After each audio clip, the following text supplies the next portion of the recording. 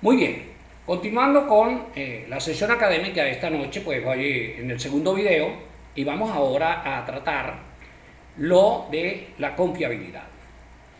Y para ello, pues vamos a tocar algunos temas, algunos puntos generales. ¿Con qué contamos nosotros para determinar la confiabilidad? Bueno, contamos con el alfa de Cronbach, contamos con la KR20, contamos con la KR21, ese KR es Scudder-Richard. Esos son los autores de estos trabajos. La partición en mitades con la corrección de Spielmann-Brown, Kappa y Goodman. Creo que los voy a tratar de tocar, creo que casi todos, ¿no? Bueno, con excepción del alfa de Cronbach, que lo voy a tocar por encimita, porque esa es una tareita que la vamos a dar a León. Para que no se nos vaya liso el hombre. Ok. Ahora, la confiabilidad, cuando se está utilizando para determinarlo, porque esto es una correlación, la correlación de Pearson, en cuanto a lo que es el alfa de Cronbach, la KR20, la KR21, el método de dos mitades, se debe tomar en cuenta esta escala evaluativa que hay allí dada por varios autores, y la referencia es esa que estamos viendo allí, ¿no? 90 y más excelente, mayores de 0,80, menores de 0,90 muy bueno, etc. Y allí yo he marcado, he colocado en un color el mayor de 0,60 y el menor de 0,69, que lo entienden o lo califican ellos como deficiente. Y lo estoy marcando porque resulta que hay criterios, ¿no?, respetables, que dicen, no, pero bueno, eso es empírico, eso no, yo no lo tomo en cuenta porque eso es empírico, ¿no? Entonces allí hice una llamada por lo siguiente. Y le coloqué nota, ¿no? El criterio de mayor de 0,60 y menor de 0,69 se ha considerado confiable, con una confiabilidad deficiente, y tiene un fundamento estadístico y matemático. No es el criterio ni la opinión de un investigador, pues bueno, independientemente de lo que sea. No. Es algo que estudian los señores que se encargan de esto. Son los que estudian la psicometría. 0,93, me dice Katiuska, no capto allí Katiuska lo del 0,93.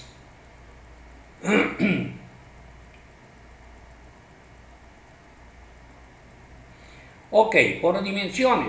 Ok, en este momento ya lo de las dimensiones, recuerda que vienen de la operacionalización de unas variables, y ya allí depende cómo se va a hacer el trabajo. Si lo vas a hacer de manera global, lo vas a hacer por dimensiones, lo vas a hacer por ítems, lo vas a hacer por factores. ¿Ok? Pero allí tenemos esto, y va a depender también de las exigencias que tenga. En este caso, muchas veces los tutores son los que empiezan a imponer sus criterios allí. Pero uno, cuando tiene estos criterios y los fundamenta, bueno, ahí nadie o sea, echarlo para atrás es un poquito cuesta arriba, ¿no? Ahí ya lo hizo por factores, bueno, está bien, está bien. Bueno. Ahora aquí tenemos a Scudder-Richardson con la KR20. Esa KR20 no es otra cosa que un caso, digamos, especial del alfa de Cronbach. Eso no lo digo yo, lo dice el señor que está allí, Magnuson, en 1979. Y se utiliza cuando las respuestas son dicotómicas. Cuando las respuestas son dicotómicas.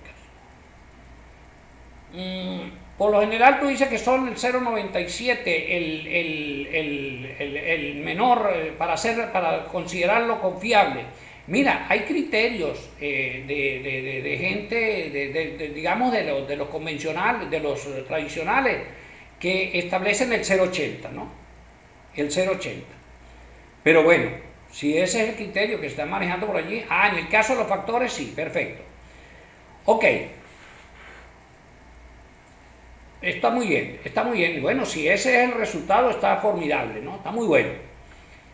Ok, entonces les decía que la KR20 se utiliza cuando las respuestas son dicotómicas. En este caso se está colocando cuando acierta o no acierta. Bueno, y un código de 1 para acierto, 0 para no acierto, pero ustedes saben que el código lo establece la persona de acuerdo a su criterio.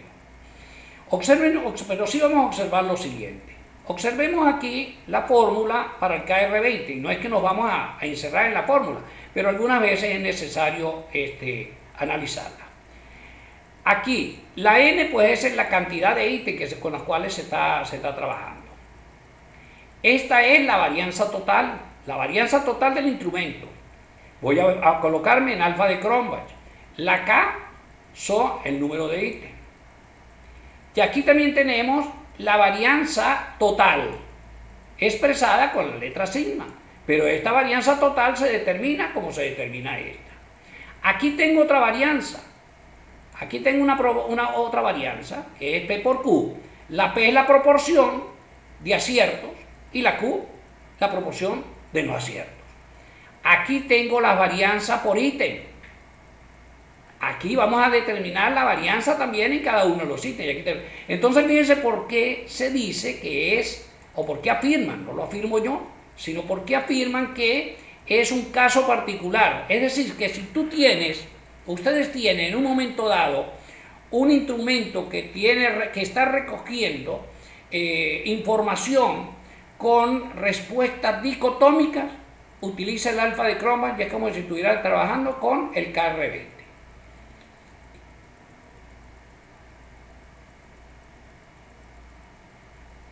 Ok, eso es lo que tú vas a hablar posteriormente cuando estés en el alfa de Cronbach, para poder hacer el filtrado y toda esa serie de cosas. Perfecto. Muy bien. Entonces, bueno, quería tocar esto porque, vuelvo y repito, cuando tenemos preguntas con respuestas dicotómicas, podemos utilizar perfectamente el alfa de Cronbach como si pudiéramos hablar de la KR20. Ahora vamos a quedarnos recuerden que la vez pasada trabajé en la validez de contenido con el instrumento, el código de observación que manejó el profesor Toledo Paulo, que fue alumno del curso de la maestría en gerencia educacional y que vio construcción de instrumentos conmigo, así se llama el curso allí en esta maestría, en ese penso de estudio. Entonces observen que aquí, por ejemplo, están los rasgos. Recuerda que los rasgos eran 8 porque él trabajó 4 para la categoría, la primera categoría y 4 para la otra segunda categoría. Ahora, ¿qué era lo que ellos iban a observar? Bueno, aquellas distracciones que se presentaban en el aula. Esa era la conducta. Ahora, recuerden que se decía observación científica sistemática. Ajá, pero ¿qué hacemos con esa palabra? Bueno, había que, precisarla. Y entonces unos autores llamados León y Montero la precisaron con el qué, con el cómo, con el cuándo y con el dónde. ¿Cómo observaron? Bueno, primero quien diseñó el código, que obviamente fue el investigador, estableció que iba a ser 4 periodos de observación de 2 minutos cada uno. ¿Y cómo observaba? Bueno, se quedaba observando, el observador 1 se quedaba observando durante 2 minutos, solamente observando. Cuando pasaban los 2 minutos, que era lo que estaba observando, los rasgos de esas 2 categorías, de los cuales ya hablamos, ¿no? Ahora bien, registra lo que vio durante esos 2 minutos. En esos 2 minutos, este observador 1 vio todos los rasgos, los percibió. Una vez que cuando él termina de observar, empieza a registrar y solamente se detiene a registrar, nada más. Cuando termina de registrar, retoma nuevamente 2 minutos y repite el proceso. Toma 2 minutos de observación, solamente observando, estaban en un aula, recuerden que el trabajo era en el aula, y una vez que terminan los 2 minutos, la persona registra lo que observó durante esos 2 minutos. Lo propio ocurrió con el tercero y el cuarto minuto. Pero al mismo tiempo, en la misma aula, estaba el observador 2, haciendo el mismo trabajo. Lo que no se sabe es, ellos entraron al mismo tiempo, Pero puede ser que el 1 comenzó primero a observar que el 2, eso no importa. O que el 2 comenzó primero que el 1, eso no importa. Lo importante es que ellos están haciendo el proceso de observación en el mismo momento y en esa aula. Y están observando los mismos rasgos de las categorías que las cuales ya conversamos. Cuando se termina la observación, es decir, cuando terminan los 4 periodos, seguramente va a terminar uno primero, el otro espera, bueno, en fin. Entonces, el investigador recoge este instrumento, o sea, recoge esa información y empieza a hacer, en este caso, pudiera ser uno solo, ¿no? Pero yo, por cuestiones de espacio aquí, hace un instrumentito y empieza a recoger observación. ¿Cuál observación? Vamos a ver el observador 1. Yo voy a ilustrarlo con el 1, por lo menos las 2 categorías y lo demás se repite, ¿no? A fin de ganarle un poquito al tiempo. Ok, en el primer tiempo, él observó todos los 8 rasgos. Entonces nos venimos para acá. Aquí están todos los 8 rasgos. Estoy hablando del observador 1, ¿no? A ver, creo que estoy diciendo cosas que no son. A ver, el observador 2, no, perdón. Vamos al observador 1. El observador 1 observó todos los 8 rasgos. Ok, aquí no se ve el otro. Así ya lo destapé para que se vea, no sé si ustedes lo están viendo. Muy bien. Y voy ahora donde él está construyendo. Aquí están los 8 rasgos. Vamos a ver cómo fue su registro en el periodo 2 del observador 1.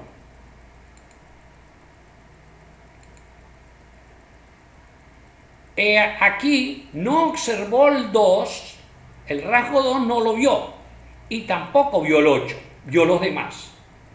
Entonces, lo vamos a venir acá para ver cómo lo registró. No vio, mira lo que le colocó 0, vio los demás y no vio el 8. Este mismo procedimiento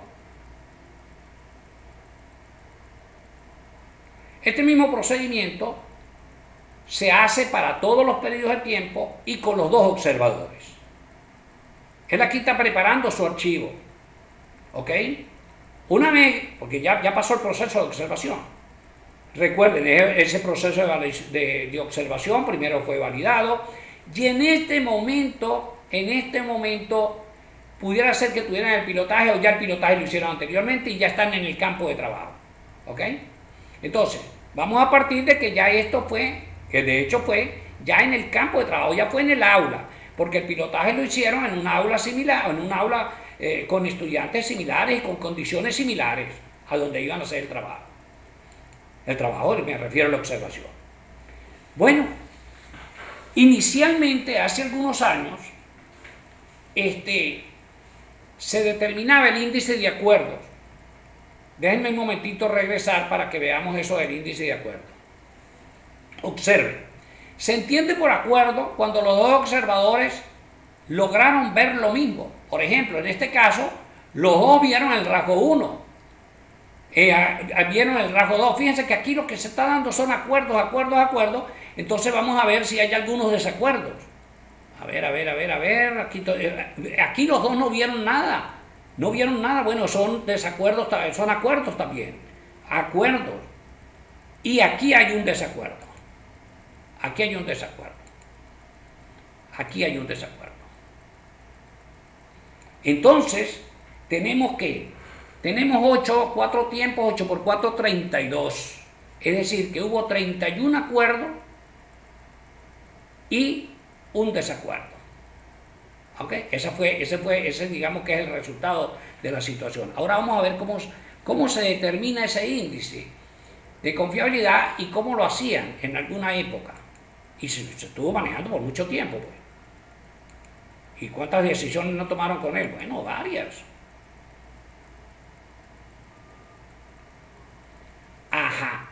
La formulita era esta: número de acuerdos entre el número de acuerdos más el número de desacuerdos. En este caso nuestro sería 31 sobre 32. Pero ¿qué inconveniente tenía esto? Y lo que se dieron cuenta posteriormente. Bueno, que no tomaban en cuenta aquellos acuerdos debidos al azar. Eso no se tomaba en cuenta, simple y llanamente, tal como daba, pero este aspecto no se tomaba en cuenta. Entonces un señor llamado Cohen, en 1960, entonces crea una fórmula para corregir esta situación y lo denominó kappa. ¿Okay? Pero él lo trabajó solamente para 2 observadores y que las tablas fueran simétricas. Ese es uno de los detalles que tiene él. ¿Okay?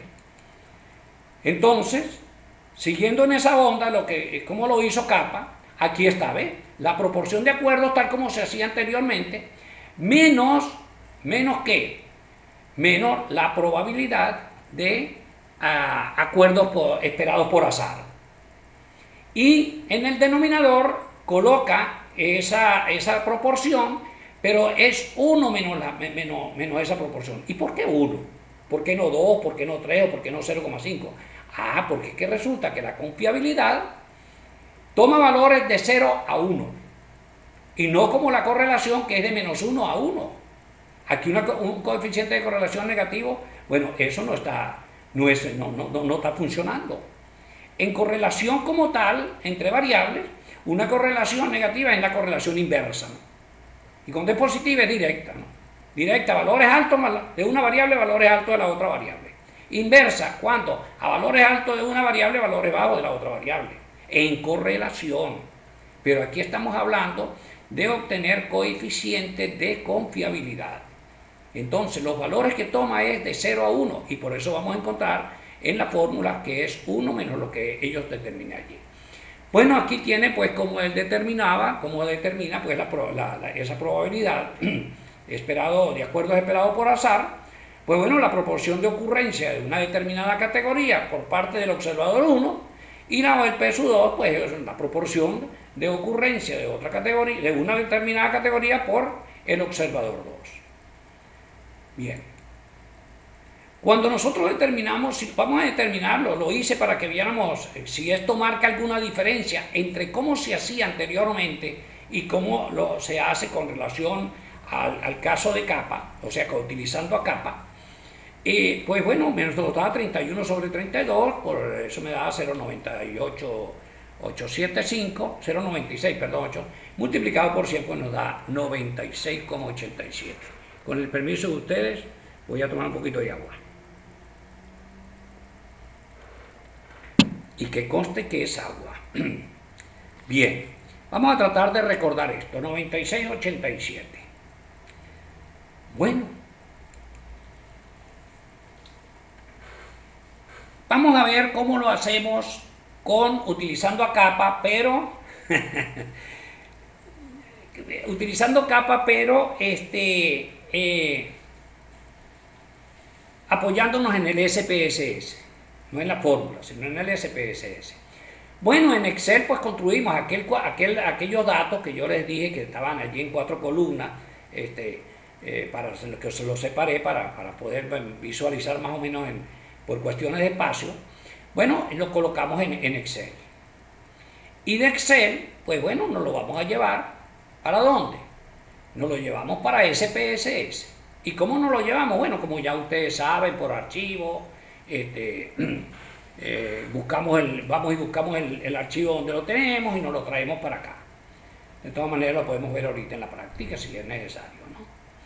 Ahora, ¿cuál es la ruta para nosotros poder determinar kappa? Bueno, por donde siempre. Esta es, como se dice el ABC nuestro aquí. Analizar, estadístico descriptivo, tabla de contingencia. Cuando llegamos aquí, le damos clic y allí tenemos entonces la ventana con las variables que nosotros estamos trabajando, que en este caso es el observador 1 y el observador 2. Lo seleccionamos, lo pasamos el observador 1 a fila, o lo puedo pasar a columnas también, y el observador 2, si el primero lo pasé a fila, el observador 2 lo paso a columna. Mire, y eso no me afecta, no, porque recuerda que estamos, quieras o no, estamos haciendo una relación, y la relación de 1 con 2 es la misma que la de 2 con 1, entonces es indistinto donde lo coloquemos. Ok, entonces los pasamos para acá, y al pasarlo para allá nos va a quedar de esta manera. Aquí los pasamos, ¿eh? Yo coloqué el observador 1 en fila, Y el observador 2 en columna, repito, puede ser indistinto. Entonces aquí le vamos a dar clic a estadístico. Cuando le demos clic a estadístico, nos va a dar este cuadro de diálogo que tenemos aquí, con una serie de opciones. Tenemos H cuadrado, correlaciones, tenemos las correlaciones para las nominales, tenemos para los ordinales, y ya por aquí tenemos a capa. A ese capa lo seleccionamos, que es lo que dice León, que le pone un saburito allí. Bueno, le pone un cheque allí, lo seleccionamos, le damos continuar, le damos aceptar, y aquí tenemos el valor de capa. ¿Ok? Aquí tenemos el valor de capa. Y aquí tenemos algunos criterios para interpretar el coeficiente de confiabilidad. Por ejemplo, el caso de Hernández Sampieri y Fernández Collado Batista del 2010, ellos plantean que, y bueno, y también el León y Montero, que ya se los nombré en 1990, sostienen que el coeficiente de confiabilidad no debe ser inferior a 0,80 o el 80%, que algunos lo interpretan de esa manera. Mientras que este señor Hernández Nieto construye esta tabla donde la flexibiliza un poco más. Por ejemplo, de 0,40 a 0,75 lo considera satisfactorio. ¿Ok? Y habla de -1 hasta 0, pues insatisfactorio. Bueno, porque si da negativo ya dio insatisfactorio. ¿Ok? Pero observen que el capa, para ser excelente, él lo flexibiliza. Ellos dicen que debe ser mínimo 0,80 para que sea aceptable la confiabilidad. Él lo flexibiliza. Bueno, ese es el criterio de este señor. ¿Ok? Yo generalmente trabajo con este criterio de 0,80. Pero bueno, cualquiera puede hacerlo y citar a esta gente. Bueno, han dado toda una vida trabajando en eso y son unos profesionales reconocidos con bastante producción académica por todos lados y bueno, ahí está. De esta manera, entonces, seguimos y obtenemos ese coeficiente. Es decir, que el código de observación hecho por el profesor Toledo, pues es válido y confiable. El instrumento no, corrijo. Los resultados que se recogieron con el código de observación diseñado por este profesor son válidos y confiables. No sé si hay alguna pregunta. ¿Alguna duda? ¿Hay preguntas? ¿Hay dudas? ¿Hay insatisfacciones? Con las insatisfacciones me coloca 3.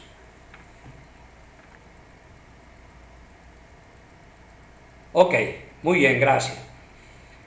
Entonces, vámonos ahora para mi dolor de cabeza, la práctica. ¿Ok? Y en esa práctica, entonces, a ver cómo estoy de tiempo, 23, allá me llevo. Yo creo que voy a parar este video acá, por lo que me puede ocurrir en el otro. Me va a quedar un video pequeñito, pero es preferible a que corra riesgo después. Detengo la